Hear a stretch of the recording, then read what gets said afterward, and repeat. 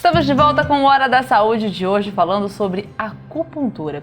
Hoje nós estamos falando sobre esse assunto milenar e por isso trouxemos, como sempre, um especialista para falar sobre o assunto. Neste bloco nós contamos com a participação da doutora Bárbara de Castro Faria, ela que é médica pela Universidade Federal de Uberlândia e acupunturista em formação. Bem-vinda, doutora Bárbara, tudo bem? Olá, tudo bem? E vocês? Um prazer, tudo bem também, um prazer receber você aqui hoje, viu? Hoje, o Dr. Marcelo continua com a gente no programa, como ele já disse, ele é amigo da doutora Bárbara, melhor ainda assim, né? Exatamente. Gente, hoje nós falamos de maneira bem rápida no início do programa sobre o que é acupuntura, mas é a doutora Bárbara quem vai explicar pra gente melhor, de maneira mais detalhada. Doutora Bárbara, você que é especialista no assunto, explica pra gente o que é a acupuntura. Bom, como o Dr. Marcelo já muito bem, né, falou, é uma prática milenar, né, que já tem praticamente 5.000 anos.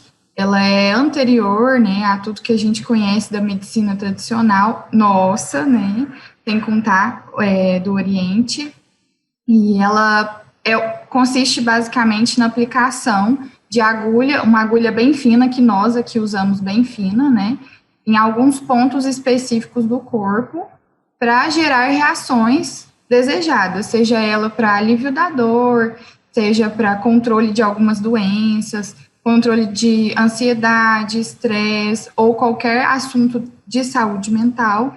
E ela tem sido mais usada recentemente, né, por nós, tem se disseminado de uma forma um pouco maior recentemente, né, não tem muito uso, né? A gente não conhece ela tanto, mas tem sido mais conhecida no momento, tem sido mais usada por nós, profissionais da saúde, inclusive.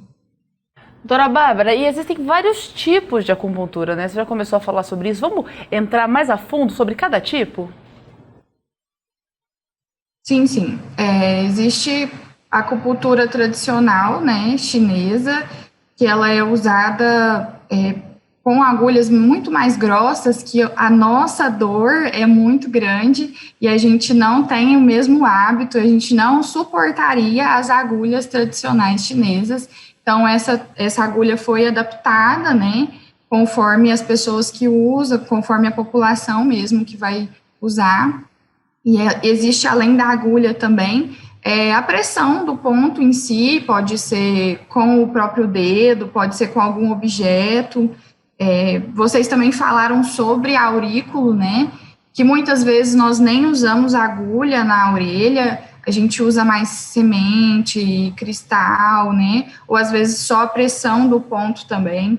Em crianças, a gente tem a possibilidade de usar cerdas, como, por exemplo, uma escova de dentes, né, o cabo da escova de dente ou a cerda, para fazer essa pressão nesse ponto, por se tratar, né, de uma criança que não vai ter a mesma aceitação, né, da agulha e tudo mais. Então, a gente tem algumas possibilidades para tratar, inclusive, pessoas que têm medo de agulha, ou crianças que são mais agitadas, então traz mais perigo, né, usar a agulha.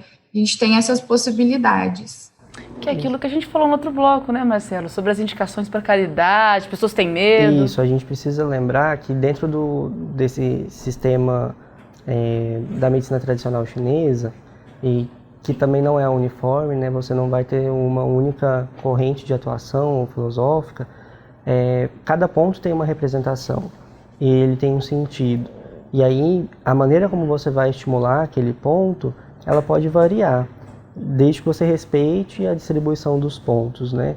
Existem alguns trabalhos na literatura que estudam em relação aos pontos, então você vai ter informações divergentes, em que, em alguns trabalhos, você vai ter o resultado de que basta que haja pressão, independentemente dos pontos, para você ter benefício. Mas dentro do que é a medicina tradicional chinesa, do que você encontra como prática recorrente, você precisa dos pontos. E você, na verdade, precisa do estímulo nos pontos. A maneira como você vai fazê-lo, ela pode variar. Então, você utilizar a mão, por exemplo, para poder fazer o estímulo, é bastante interessante.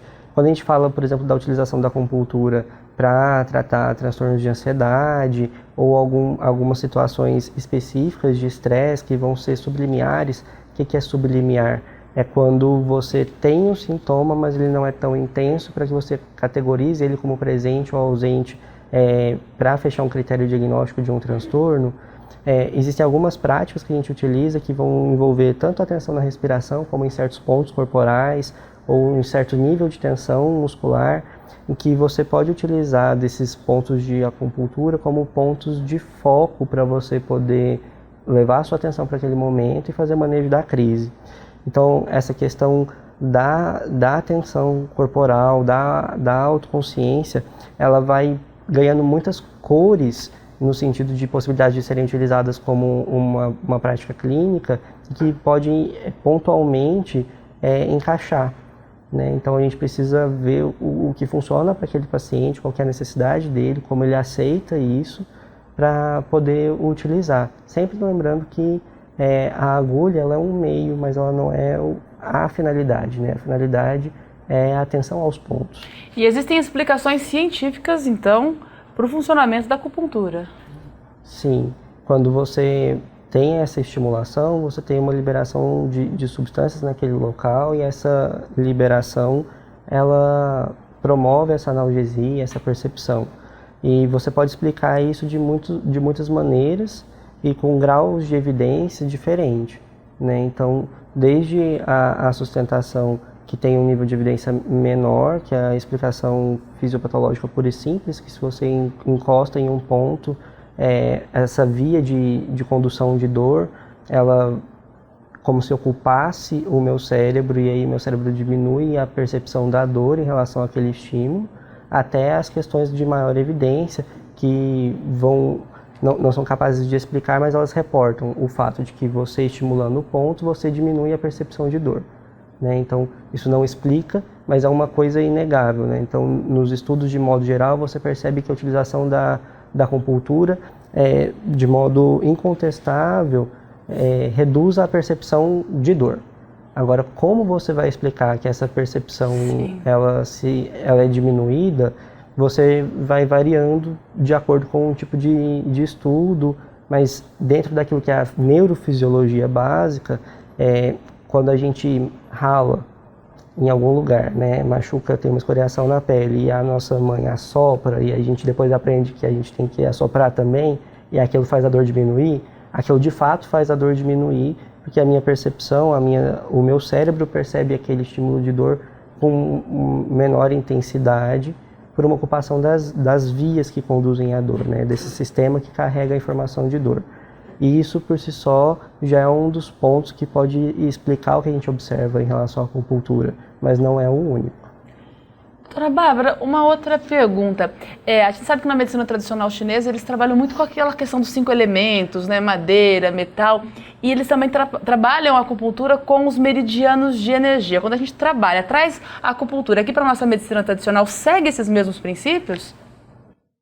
Segue sim. A acupuntura, né, tradicional mesmo, é uma filosofia, né? Ela faz parte da medicina tradicional chinesa e ela carrega tudo isso que você falou, né? Na verdade, se considera como uma energia mesmo, e aí que a função dela também é equilibrar essa energia do corpo. Então, se alguma doença está acontecendo, é porque aquele corpo, aquela pessoa tem algum desequilíbrio na energia. E aí, um dos pontos principais da prática da acupuntura é tentar equilibrar, né? Então, seria quando você puntura, né? Quando você coloca a agulha, insere aquela agulha naquele ponto, você está tentando equilibrar a energia através de correntes energéticas e dessa resposta que o Dr. Marcelo disse, né? Que hoje em dia já é mais conhecida, que tem a ver com liberação de neurotransmissores e tudo mais, mas tem essa parte filosófica sobre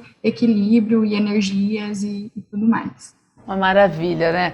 Eu também acho que a gente fica bem melhor depois da acupuntura. Doutora Bárbara, comecei a falar sobre isso com o doutor Marcelo no primeiro bloco, né? Sobre os benefícios da acupuntura, as indicações, mas nós queríamos falar com você. Quais são os principais benefícios da acupuntura? Quem pode se beneficiar dessa técnica? Bom, a gente tem o principal, né, de todos, que seria a analgesia, né, o tratamento da dor, principalmente de dores crônicas, né, esse seria o principal e é a principal procura das pessoas que chegam até o tratamento de acupuntura, né. Mas tem vários benefícios, o Dr. Marcelo também já comentou alguma coisa sobre saúde mental, né, a gente tem esse uso da acupuntura no tratamento, na manutenção e nas próprias crises de ansiedade, crises depressivas, no TOC, né, que seria o transtorno obsessivo compulsivo, no tratamento de alguns vícios para se ajudar mesmo, né, a perder esses vícios, como, por exemplo, uso de drogas, álcool, tabagismo. O tabagismo, inclusive, a gente usa bastante no Sistema Único de Saúde, né, no SUS, como um tratamento adjuvante, um tratamento adicional, para conseguir cessar esse tabagismo. A gente tem uma resposta muito boa, principalmente com a aurículo, né, que seriam os pontos da orelha, mas acho que o principal, né, o que mais tem a procura seria a dor crônica, mas a gente consegue fazer também associação com tratamentos de, por exemplo, diabetes, pressão alta, qualquer doença, qualquer condição seria passível de auxílio da acupuntura para um bom tratamento. Doutor Marcelo, muita coisa. Sim, muita coisa. E vale a pena lembrar muito uma questão, a gente fala que o nosso programa é o Hora da Saúde, né? E aí vale a pena a gente pensar nessa questão do que é saúde, do nosso modelo de saúde, de como a gente escolhe viver saúde e utilizar aquilo que a gente entende que faz parte da nossa manutenção de saúde. Isso então, é muito importante. Isso é muito importante. Se dentro da minha percepção de bem-estar, realizar uma sessão de acupuntura faz parte do que eu vou escolher para que eu me sinta bem, eu posso e devo utilizar isso, né? Isso é mais importante do que qualquer outra questão. Eu não estou aqui dizendo que a gente deva abrir mão do conhecimento científico e técnico que a gente tem. Então, a gente deve, na verdade, integrar. Ampliar as possibilidades e trazer para dentro da discussão aquilo que faz sentido para mim, para minha percepção. Então, se eu, paciente, né, eu, indivíduo, considero que isso faz parte da minha realidade e vejo sentido nisso, faz parte das coisas que eu quero escolher, por que não colocar isso dentro das minhas opções de intervenção, né?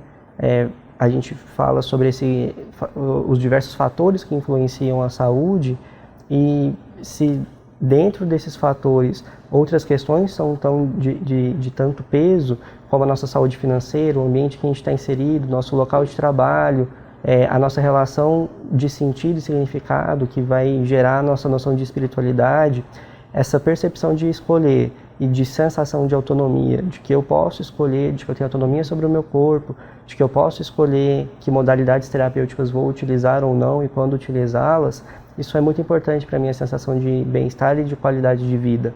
Então, saber que eu tenho essa opção. O manejo de dor é uma coisa extremamente complexa, porque dor, ela não é algo pura e simplesmente mecânica, né? Eu cortei a minha mão e aquilo ali gera um tipo de dor. A gente tem várias nuances que colorem a dor, desde o nosso estado psíquico até o nosso ambiente. O conceito de dor hoje ele é entendido de modo ampliado. E se eu sei que esse tipo de intervenção tem benefício em relação à dor, gera uma autoconsciência, eu tenho mais consciência sobre o meu corpo, sobre o meu estado de saúde, isso é uma ferramenta válida, especialmente nas situações de dor crônica, que vão gerando certo estigma, né? Isso gera estigma, inclusive, entre os profissionais de saúde, que é difícil para toda a equipe de saúde poder manejar um paciente que tem uma complexidade não tecnológica. O que é uma complexidade não tecnológica? O tratamento dele não depende de um recurso de última geração, depende de poder fazer esse manejo complexo, do que ele acredita, de como é o contexto de vida dele, né? Do que está acontecendo naquele momento de vida e de que coisas podem fazer parte ou não daquilo. E aí a gente sabe que a gente tem esse tipo de recurso, é uma ferramenta muito poderosa, né? Então a gente falar sobre o assunto é muito importante nesse sentido. E trazer isso para dentro da nossa discussão, para aquilo do que é saúde, faz parte daquilo que cada um de nós pode fazer para contribuir com o funcionamento do sistema. É respeitar o ser humano na sua complexidade, né, e tratá-lo de maneira integral. E na sua autonomia. Gente, tá gostando do nosso assunto de hoje? Eu particularmente estou adorando. A acupuntura é tudo de bom. A gente continua no próximo bloco. Agora a gente se despede do Dr. Marcelo. Muito obrigado pela sua participação mais uma vez, Dr. Marcelo. É sempre um prazer, Glaucia. E para quem está assistindo o programa e quiser depois conferir na internet, vai estar disponível no YouTube/Hospital de Amor, que é o canal do hospital. E você está sempre convidado a compartilhar, a curtir, a se inscrever no nosso canal e fazer parte dessa comunidade.